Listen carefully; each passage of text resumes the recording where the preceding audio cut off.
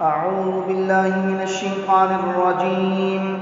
بسم الله الرحمن الرحيم. لقد نصركم الله في مواطن كثيرة ويوم حنين إذ أعجبتكم كثرتكم فلم تغن عنكم شيئا وضاقت عليكم الأرض بما رحبت ثم وليتم مدبرين. ثم أنزل الله سكينته على رسوله وعلى المؤمنين وأنزل جنودا لم تروها وعذب الذين كفروا وذلك جزاء الكافرين. ثم يتوب الله من بعد ذلك على من يشاء والله غفور رحيم.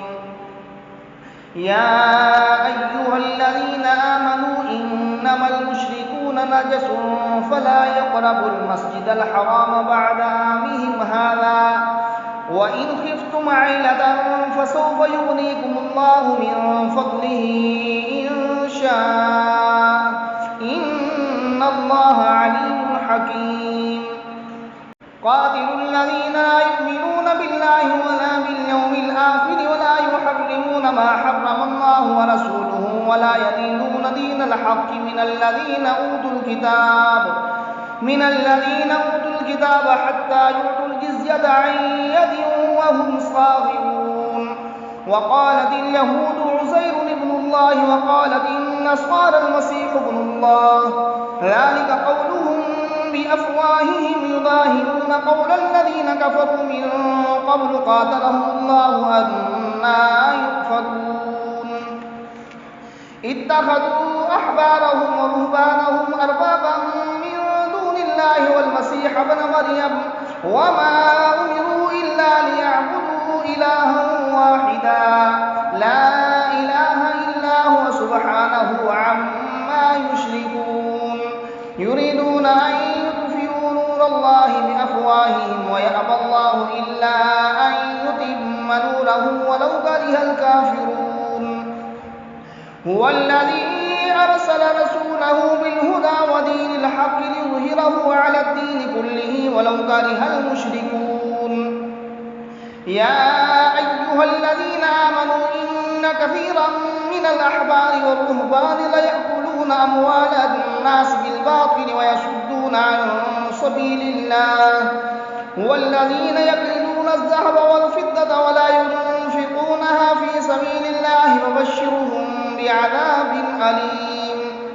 يوم يحمى عليها في نار جهنم وتكوى بها جباههم وجنوبهم وظهورهم هذا ما كنزتم لأنفسكم فذوقوا ما كنتم تكنزون.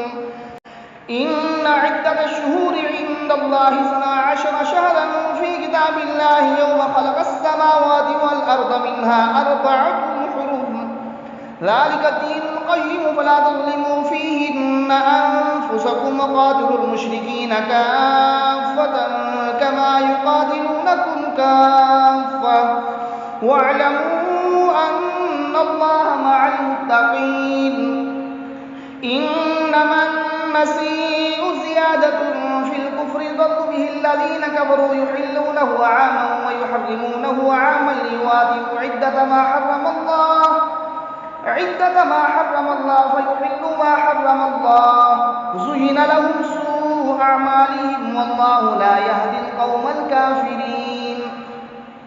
يا أيها الذين آمنوا ما لكم إذا قيل لكم انفروا في سبيل الله ثاقلتم إلى الأرض أرضيتم بالحياة الدنيا من الآخرة فما متاع الحياة الدنيا في الآخرة إلا قليل.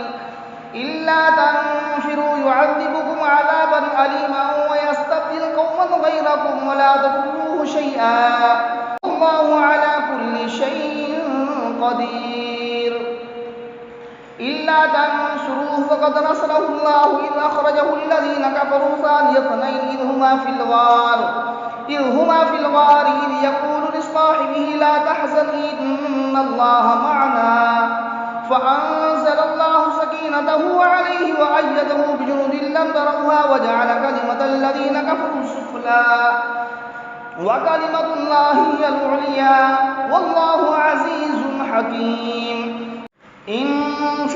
خفافا وثقالا وجاهدوا بأموالكم وأنفسكم في سبيل الله ذلكم خير لكم إن كنتم تعلمون لو كان عرضا قريبا وسفرا قاصدا لاتبعوك ولكن بعدت عليهم الشقة وسيحلفون بالله لو استطعنا لخرجنا معكم يهلكون أنفسهم والله يعلم إنهم لكاذبون